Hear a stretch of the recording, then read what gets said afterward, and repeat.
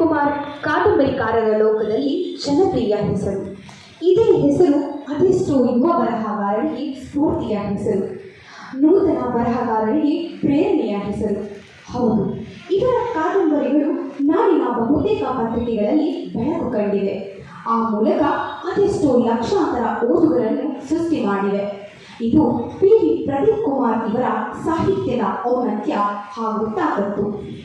50ಕ್ಕೂ ಹೆಚ್ಚು ಕಾದಂಬರಿ, ಪತ್ತೆದಾರಿ ಕಾದಂಬರಿಗಳನ್ನು ಕನ್ನಡ ಸಾರಸ್ವತ ಲೋಕಕ್ಕೆ ನೀಡಿರುವ ಪಿ.ವಿ. ಪ್ರದೀಪ್ ಕುಮಾರ್ ಅವರ ಸಾಹಿತ್ಯ ಸೇವೆಯನ್ನು ಪರಿಗಣಿಸಿ NSDF ಮಂಗಳೂರು ಪುರಭವನದಲ್ಲಿ ಆಯೋಜಿಸಿದ ಈ ಸಂಸ್ಕೃತಿ ಜಾತ್ರೆ ಕಾರ್ಯಕ್ರಮದಲ್ಲಿ ಆಧುನಿಕ ಕಾದಂಬರಿಕಾರ ಪುರಸ್ಕಾರ ನೀಡಿ ಗೌರವಿಸಲು ಹರ್ಷ ವ್ಯಕ್ತಪಡಿಸುತ್ತದೆ.